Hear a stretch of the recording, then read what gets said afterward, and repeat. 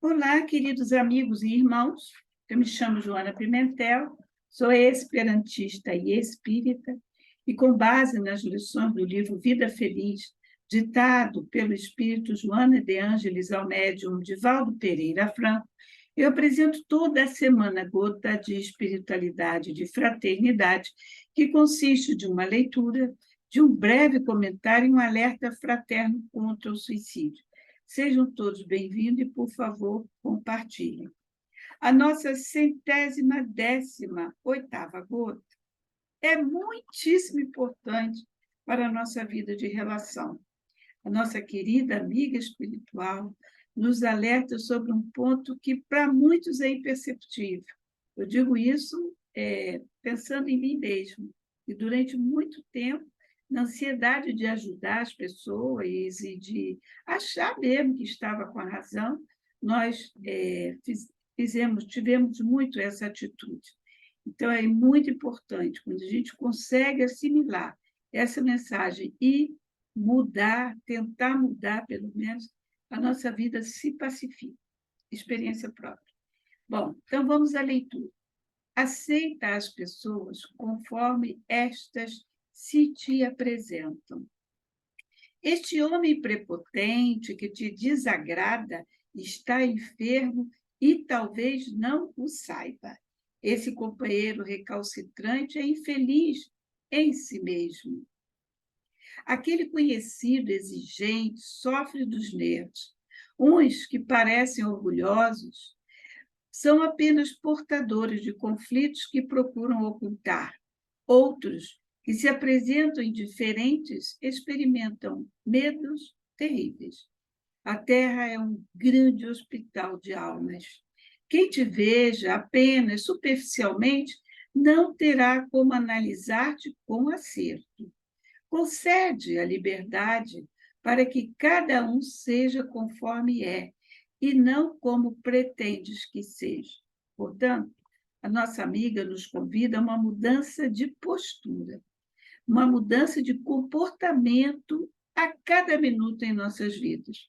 Porque quantos de nós nos colocamos na posição de conselheiros? Ah, você devia fazer assim. Ah, você pode fazer assim. Porque fulano está nessa situação porque ele não faz isso.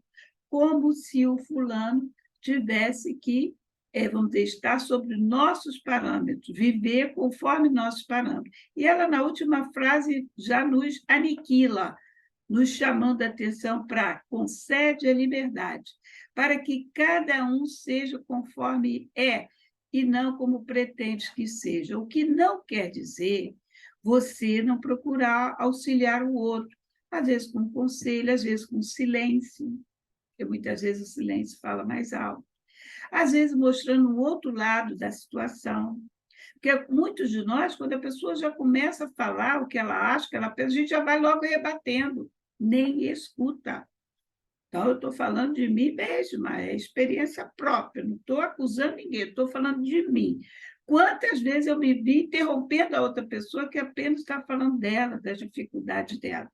E com o Evangelho, o estudo da doutrina, de páginas como essa da nossa irmã, nos alertando sempre, porque ela alerta, Emmanuel alerta, André Luiz alerta, tudo que é lado, as mensagens são para que tenhamos cuidado com isso que ela está listando para nós aqui.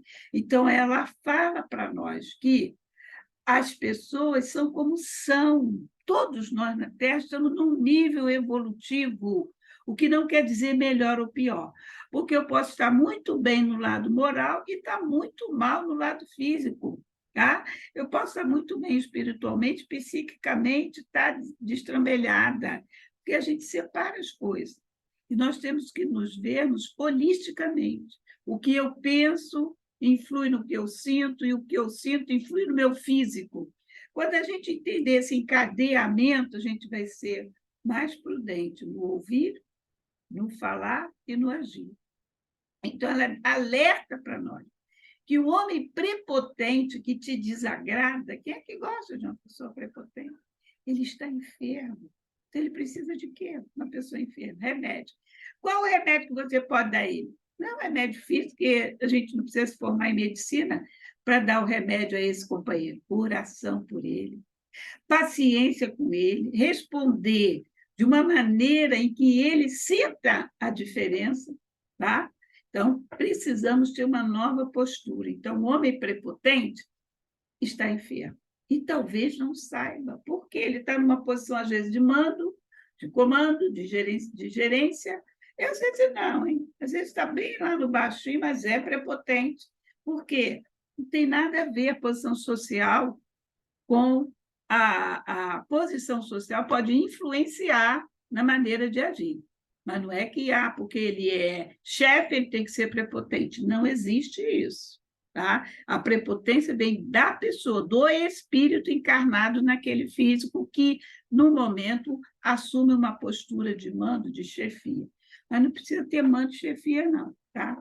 Eu trabalho com morador de rua e a gente vê a prepotência. A pessoa está lá sendo servida um prato de comida e precisa ver como fala conosco que estamos servindo a comida. Então, não tem nada a ver com posição social. Tá? Então, este homem prepotente pode estar enfermo e nem sabe. O companheiro recalcitrante é infeliz assim mesmo, porque ele tem razão. Aí a gente vai e bate de frente com ele. Não, quem tem razão sou eu. Aí fica o quê, gente? O que sobra disso aí? Uma guerra tem vencedor? Guerra não tem vencedor, tá? A guerra não tem vencedor. Porque a destruição vai para os dois lados. Então, aquele conhecido exigente sofre dos nervos.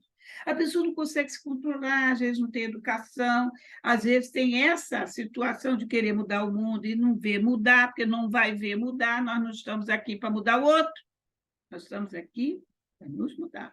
Então, uns parecem orgulhosos, são apenas portadores de conflitos, né? Não, eu não posso me mostrar. O fulano vai achar que eu sou assim, que eu sou. Tem nada a ver, tá? Então, outros se apresentam indiferentes. Não tem nada com isso, não é na minha família, não é comigo. Ele apenas tem medo de se lançar para o novo, tem medo de se lançar para as suas próprias conquistas. E ela afirma, essa frase resume tudo. A Terra é um grande hospital de almas. Ela não falou que acha, a Terra é um grande hospital de almas. Então, estamos aqui para nos tratarmos. E sozinho ninguém vai a lugar nenhum. Então, eu preciso e o outro precisa. E, às vezes, nem sabe que precisa, porque é prepotente, é orgulhoso e vaidoso, ele acha que não precisa de ninguém. Né? Então, quem te veja apenas superficialmente não terá como analisar-te com acerto. Então, concede a liberdade para que cada um seja conforme é e não como pretendes que seja, quer dizer, que nós queremos que ele seja. Comece a aceitar o irmão com dificuldade, aquele implicante. Quando eu digo aceitar, não é bater palma para o que ele faz. Não é isso. Não é isso. É entender que ali há um adoecimento e ele precisa de ajuda, como o nosso companheiro suicida também. Então, esse alerta fraterno, suicidar, é marcar encontro com sofrimento maior. Então, peça ajuda, ela existe. E, principalmente, se liga ao Mestre Jesus, na oração fervorosa, fervorosa, do fundo do coração, para quem está para cair no fundo, num poço profundo, peça ajuda, rogue, porque ela virá. Tá? Então, que Jesus nos abençoe, que possamos estar aqui na próxima semana em paz e harmonia e vivos. Ok? Um abraço a todos.